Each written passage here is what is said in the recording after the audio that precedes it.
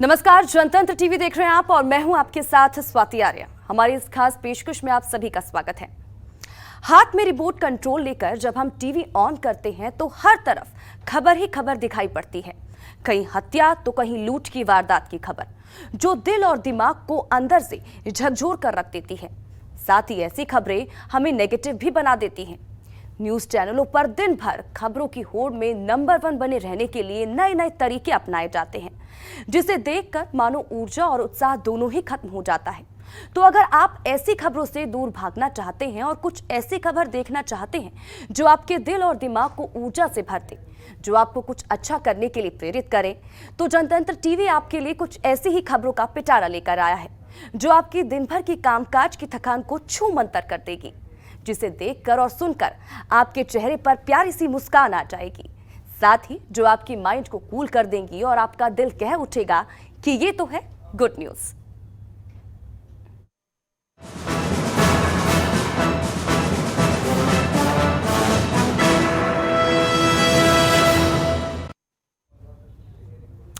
अब भारत की तरफ नजर उठाने वाले दुश्मन देशों की खैर नहीं है, क्योंकि रक्षा के क्षेत्र में भारत लगातार आत्मनिर्भर बनने की दिशा में काम कर रहा है।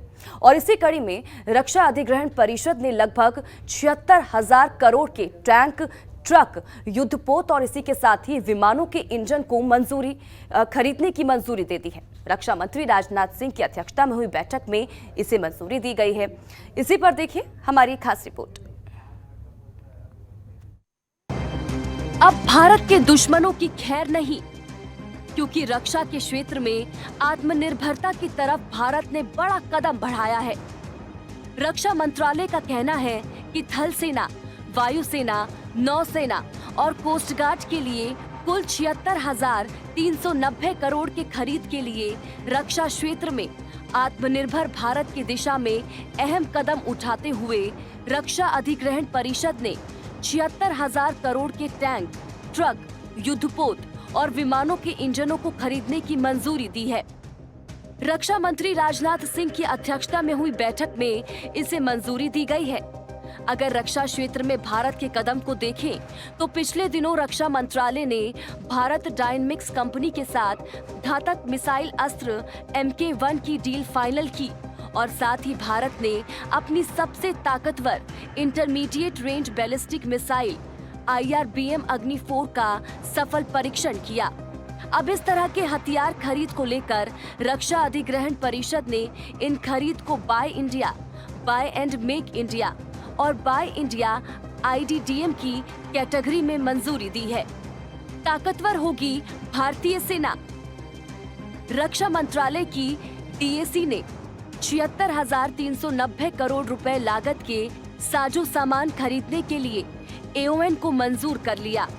विशेष ट्रक, पुल बनाने वाले टैंक, एंटी टैंक मिसाइल से लैस पहिए पर चलने वाली बख्तरबंद गाड़ियां और गोलीबारी की दिशा बताने वाले रडार खरीदे जाएंगे। सभी साजो सामान स्वदेशी कंपनियों से खरीदा जाएगा और इसके साथ ही स्वदेशी डिजाइन को प्राथमिकता भी दी जाएगी। नौसेना के लिए 36,000 करोड़ रुपए की लागत से जंगी जहाज खरीदे जाएंगे। कॉर्वेट ऐसे जंगी जहाज होते हैं जिनसे चौकसी करने, व्यापारिक जहाजों को सुरक्षा देने, सैनिकों को समुद्र के जरिए हमले में मदद करना और खोजकर हमला करने जैसी कार्रवाइयां की जा सकती हैं। इन कॉर्वेट को नौसेना की डिजाइन के आधार पर स्वदेश में ही बनाया जाएगा। साथ ही वायुसेना के लिए हिंदुस्तान एरोनॉटिकल लिमिटेड में डॉर्नियर और सुखोई एयरक्राफ्ट के लिए इंजन बनाने को भी मंजूरी दी गई है।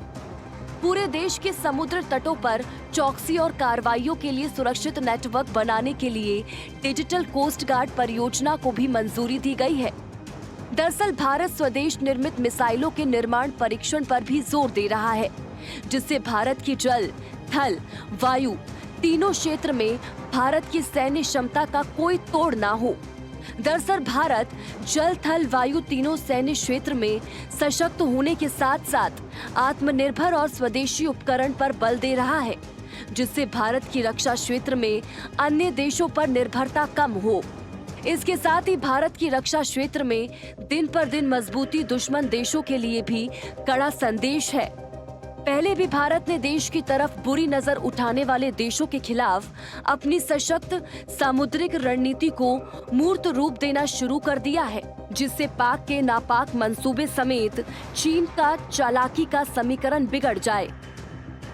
क्योंकि जिस तरह से चीन व्यापार के बहाने भारत के आसपास मौजूद हिंद महासागर, अरब सागर और बंगाल की खाड़ी में लगातार अपनी मौजूदगी बढ़ाने में लगा है, तो वहीं दूसरी तरफ मिसाइलों के परीक्षण के साथ साथ हथियारों की खरीद को मंजूरी निसंदेह भारतीय रक्षा क्षेत्र के लिए बड़ी गुड न्यूज है।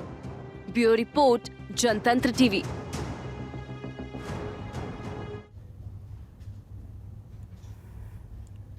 और वहीं एयर स्पोर्ट्स में रुचि रखने वालों के लिए गुड न्यूज है, क्योंकि सरकार ने इन खेलों को बढ़ावा देने के लिए एयर स्पोर्ट्स पॉलिसी को लॉन्च किया है। ये देश की पहली नेशनल एयर स्पोर्ट्स पॉलिसी है, जिसके बाद उम्मीद है कि 2030 तक टॉप एयर स्पोर्ट्स देशों में भारत भी शामिल होगा।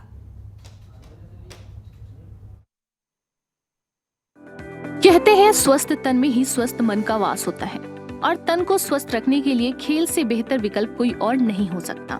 और ऐसे में एयर स्पोर्ट्स में रुचि रखने वाले लोगों के लिए एक बड़ी गुड न्यूज है, क्योंकि सरकार ने इन खेलों को बढ़ावा देने के लिए एयर स्पोर्ट्स पॉलिसी को लॉन्च किया है, जिसके बाद से देश में स्पोर्ट्स टूरिज्म का विकास होगा। दरअसल ये देश की पहली नेशनल एयर स्पोर्ट पॉलिसी है, जिसके बाद उम्मीद है कि 2030 तक टॉप एयर स्पोर्ट्स देशों में भारत का भी नाम शामिल होगा।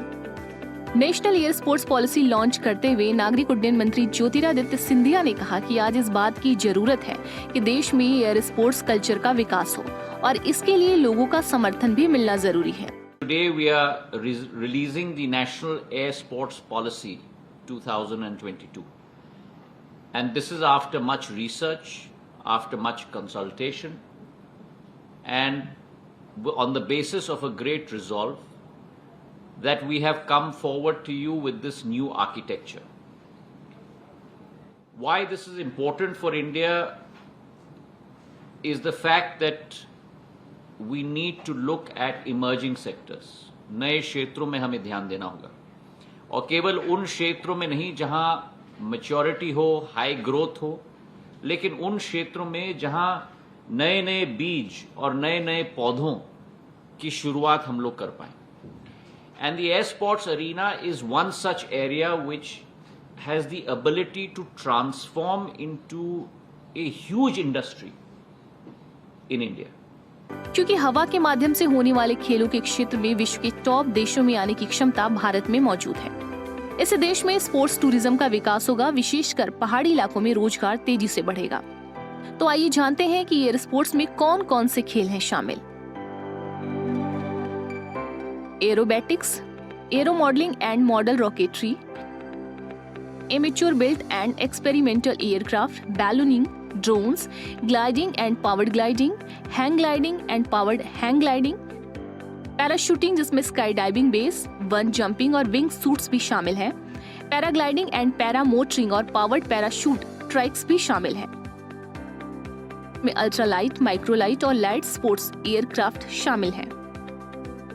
साथ ही इसमें रोटरक्राफ्ट को भी शामिल किया गया है। इन खेलों की अंतर्राष्ट्रीय प्रतियोगिताएं भी होती हैं, और भारत अभी ऐसी किसी प्रतियोगिता में स्थायी तौर पर हिस्सा नहीं लेता। लेकिन सरकार की इस पहली बार बनी नई नीति के कारण जल्द ही भारत इन खेलों की अंतर्राष्ट्रीय प्रतियोगिताओं में शामिल हो सकता है। अगर भारत की भौगोलिक स्थिति को देखें तो अलग अलग जगहों पर मौसम इस खेल के लिए बिल्कुल अनुकूल है।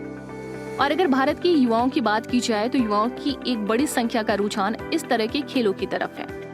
इसके साथ ही एयर स्पोर्ट्स से भारत को आर्थिक लाभ एवं लोगों को रोजगार भी मिलेगा, क्योंकि एयर स्पोर्ट्स एक्टिविटी से न सिर्फ डायरेक्ट रेवेन्यू आएगा, बल्कि ट्रैवल ग्रोथ, टूरिज्म, इंफ्रास्ट्रक्चर और स्थानीय रोजगार में भी वृद्धि होगी। इसके लिए पूरे देश में एयर स्पोर्ट्स हब भी बनाए जाएंगे, जिससे कि एयर स्पोर्ट्स के प्रोफेशनल खिलाड़ी वहां आ सके। इन सब से देश को आर्थिक रूप से बड़ा फायदा मिलेगा। इसके बाद भारत का उद्देश्य है कि वो जल्द से जल्द फाई का सदस्य बन सके। आइए जानते हैं क्या है फाई। भारत बनेगा फाई का सदस्य। भारत में खेल और इंफ्रास्ट्रक्चर इतना बेहतर करना होगा कि भारत को फाई का सदस्य बनाया जा सके। फेडरेशन ऑफ एरोनॉटिक इंटरनेशनल नाम की संस्था स्विट्जरलैंड में है।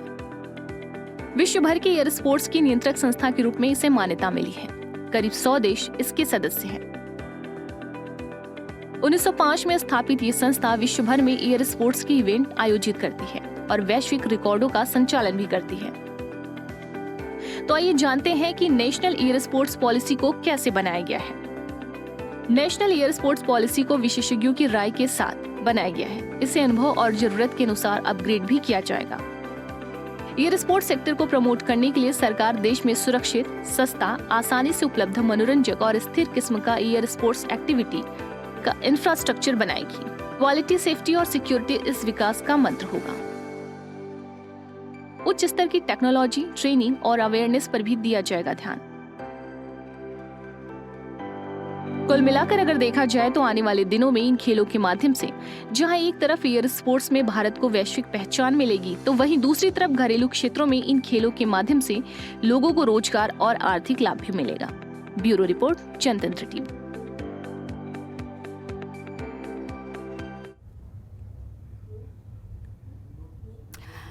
पर्यटन के लिहाज से उत्तराखंड और हिमाचल हमेशा से ही पर्यटकों को आकर्षित करता रहा है और ऐसे में अगर आप भारत के पौराणिक इतिहास के बारे में जानने के इच्छुक हैं और उसमें भी विशेषकर पांडवों के पौराणिक इतिहास के बारे में, तो उत्तराखंड की सरकार की तरफ से आपके लिए बड़ी गुड न्यूज़ है।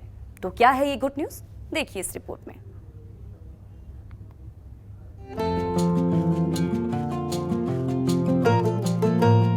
पर्यटन के लिहाज से उत्तराखंड और हिमाचल हमेशा से ही पर्यटकों को आकर्षित करता रहा है और ऐसे में अगर आप भारत के पौराणिक इतिहास के बारे में जानने के इच्छुक हैं, उसमें भी विशेषकर पांडवों के पौराणिक इतिहास के बारे में, तो उत्तराखंड की सरकार की तरफ से आपके लिए बड़ी गुड न्यूज़ है, क्योंकि आने वाले दिनों में आपको पांडवों की हिमालय यात्रा के बारे में बहुत कुछ जानने को मिलेगा। पांडवों की हिमालय यात्रा को लेकर उत्तराखंड की सरकार बड़ी पहल करने जा रही है। दरअसल सरकार पर्यटन के जरिए उन जगहों का दौरा करने की तैयारी कर रही है जिस रास्ते से पांडवों का इतिहास जुड़ा है। पांडवों ने इसी रास्ते का प्रयोग अपने आखिरी वक्त में किया था। इस रास्तों को उत्तराखंड सरकार पर्यटन से जोड़ना चाहती है, जिसके लिए सरकार पांडव ट्रेल बनाने पर विचार कर रही है। उत्तराखंड में पर्यटन को बढ़ावा देने के लिए पर्यटन मंत्री सतपाल महाराज ने 12 सदस्यों का एक दल श्रीकंठ पर्वत के लिए भेजा है। पर्यटन मंत्री का कहना है कि सरकार ट्रैकर्स की बढ़ती रुचि को देखकर पर्यटन विभाग पांडव ट्रेल पर विचार कर रहा है, जिस मार्ग पर पांडव अपने कुटुंब की हत्या का प्रायश्चित करने गए थे। सरकार लोगों को इस मार्ग तक पहुंचाने का प्रयास कर रही है। जिस पांडव ट्रेल की हम बात कर रहे हैं, ये वो रास्ता है जिसका प्रयोग महाभारत काल में पांडवों ने अपने आखिरी समय में हिमालय यात्रा के दौरान किया था। उस यात्रा मार्ग को लोगों की पहुंच तक बनाने के लिए ही सरकार पांडव ट्रेल पर विचार कर रही है और जल्द से जल्द इसे शुरू करने की बात भी कह रही है। अगर पौराणिक मान्यता को देखा जाए तो उसके अनुसार पांडव इसी रास्ते से स्वर्ग गए थे, जबकि युधिष्ठिर अकेले शरीर के साथ स्वर्ग गए थे। पांडव ट्रेल शुरू होने से उत्तराखंड में पर्यटकों की संख्या बढ़ सकती है, क्योंकि लोग महाभारत और पांडवों से जुड़ी जगहों के बारे में ज्यादा जानना चाहते हैं। पर्यटकों के आने से सरकार को राजस्व का भी लाभ होगा।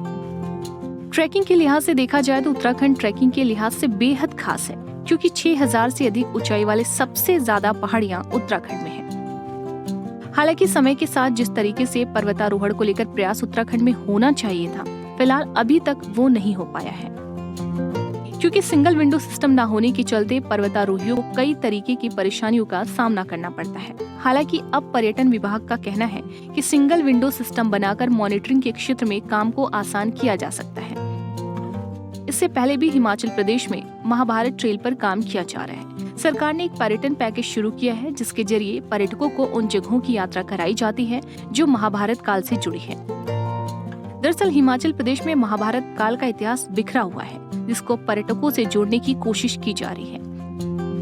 मनाली में हिडिंबा से जुड़ी जगह है। पांडवों के बारे में कहा जाता है कि जब वो अज्ञातवास भोग रहे थे, उस दौरान उन्होंने हिमालय के इस इलाके में काफी समय अपना बिताया था। कुल मिलाकर देखा जाए तो पांडव ट्रेल का विकास पर्यटन के साथ साथ पर्यटकों के लिए इसलिए ज्यादा महत्वपूर्ण है, क्योंकि इससे भारत के पौराणिक इतिहास को जानने का अवसर मिलेगा, जो किसी भी बड़ी गुड न्यूज से कम नहीं है। ब्यूरो रिपोर्ट, जनतंत्र टीवी।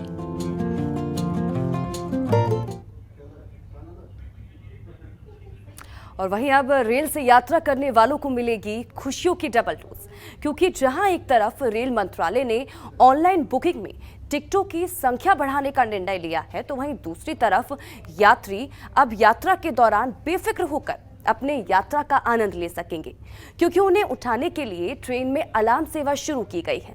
इसी पर देखिए हमारी खास रिपोर्ट।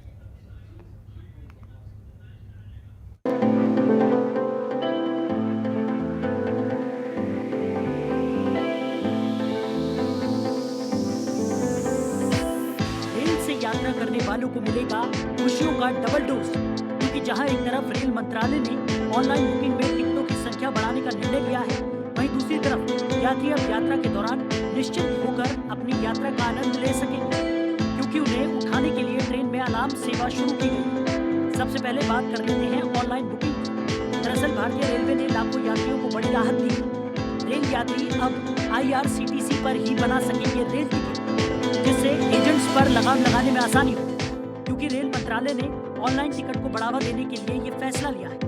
इस फैसले के पहले 12 टिकट लेने के बाद स्टेशन के चक्कर लगाने पड़ते हैं। अब Indian railway catering and tourism corporation यानी IRCTC की वेबसाइट पर महीने में यात्री 24 टिकटें खुद ही ऑनलाइन बना सकते, जबकि इससे पहले महज 12 टिकट ही बना सकते। ऐसे में ये यात्री एजेंट्स की सेवाएं लेते, जिसके चलते फर्जीवाड़े को भी बढ़ावा मिल रहा था। मंत्रालय ने टिकट की संख्या बढ़ाकर एजेंट्स पर भी नकेल कस दी। इस संबंध में centre for railway information system यानी क्रिस को भी दिशा निर्देश जारी कर दिए गए। दरअसल रेल मंत्रालय ने इस संबंध में फैसला लेते हुए आदेश जारी किए। पहले IRCTC की वेबसाइट पर एक ID से अगर आधार से वेरीफाई नहीं है तो 6 टिकट ही बना सकते थे। ऐसे में जो यात्री महीने में 6 बार से ज्यादा यात्रा करते थे उनको दिक्कतें आती। इसी प्रकार जिन लोगों की यूजर ID आधार से लिंक है तो वो 12 टिकट बुक करा सकते थे। लगातार ऑनलाइन टिकटों की संख्या बढ़ाने को लेकर लोगों की मांग बढ़ रही है। ऐसे में इन यात्रियों को एजेंट्स के पास जहां टिकट बुक करवाने जाना पड़ता था, वहीं प्रत्येक यात्री के हिसाब से जेब भी हल्की करनी पड़ती। एजेंट्स अलग अलग ईमेल ID पर अकाउंट बनाकर टिकटें बनाते। इसके अलावा कुछ यात्री स्टेशन पर जाकर टिकट बुक करवाने को मजबूर थे। उनकी जेबें तो हल्की नहीं होती थी, लेकिन परेशानी झेलनी पड़ती। ऐसे में रेलवे ने 6 टिकटों की संख्या बढ़ाकर 12 कर दी है, जबकि 12 टिकटों की संख्या बढ़ाकर 24 कर दी गई है। IRCTC के आंकड़ों पर नजर डालें तो रोजाना बुक होने वाली टिकटों की संख्या करीब 10 लाख।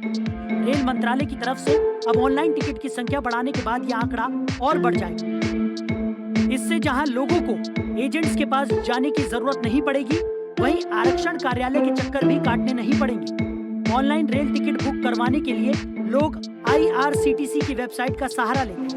पहले जहां समस्या आती थी ये स्लो चलती है, जिसके बाद इसकी स्पीड में बढ़ोतरी की गई। अब एक बार फिर से साइट की स्पीड को और बढ़ाया जाएगा। स्पीड बढ़ने के बाद लोगों को IRCTC की साइट पर ऑनलाइन टिकट बुक करवाने में काफी मदद मिलेगी, जबकि समय भी कम लगेगा। बताया जा रहा है कि जल्द ही साइट की स्पीड को बढ़ाया जाएगा। IRCTC की साइट पर एक यूजर ID से ऑनलाइन टिकट बुक करवाने की संख्या में बढ़ोतरी की गई है। ID अगर आधार से वेरीफाई है तो अब 24 और यदि नहीं है तो 12 टिकटें बुक करवा सकेंगे। दूसरी सौगात रेलवे की तरफ से ये है कि स्टेशन छूटने की चिंता से दूर अब यात्री निश्चिंत होकर ट्रेन में सो सकेंगे। लंबी दूरी वाले यात्रियों के लिए रेलवे ने वेकअप अलर्ट सुविधा शुरू की।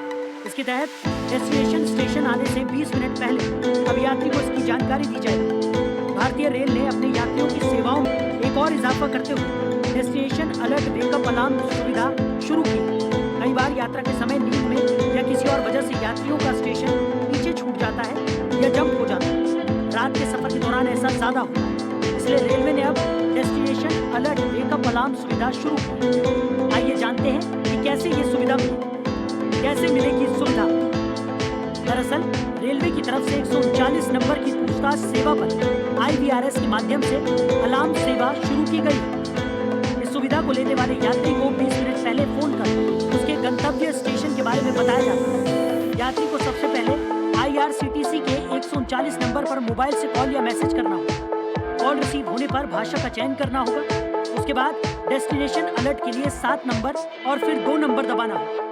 इसके बाद यात्री से 10 अंकों का PNR नंबर पूछा जाएगा, जिसके बाद PNR नंबर डायल करने के बाद कंफर्म करने के लिए 1 डायल करना होगा। इस प्रक्रिया के बाद सिस्टम PNR नंबर का सत्यापन कर गंतव्य स्टेशन के लिए वेकअप अलर्ट ट्वीट कर दें। इसके बाद मोबाइल पर कंफर्मेशन का SMS मिलेगा, जिसके तहत गंतव्य स्टेशन आने से 20 मिनट पहले मोबाइल पर वेकअप कॉल आएगी। इस सुविधा को लेने के लिए यात्री को प्रति अलर्ट 3 रुपए SMS चार्ज लगे। IRCTC ने फिलहाल ये सुविधा रात 11 बजे से सुबह 7 बजे तक के लिए उपलब्ध कराई है। ब्यूरो रिपोर्ट, जनतंत्र। और इसी के साथ ही हमारे इस खास बुलेटिन में फिलहाल इतना ही। आप बन रहे हमारे साथ। नमस्कार।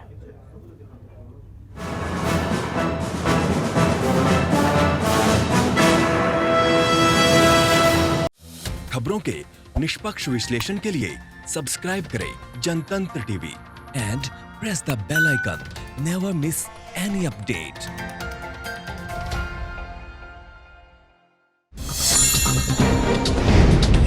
डाउनलोड कीजिए जनतंत्र टीवी ऐप को, जो कि अवेलेबल है गूगल प्ले और ऐप स्टोर पर। अधिक जानकारी के लिए अभी डाउनलोड करें।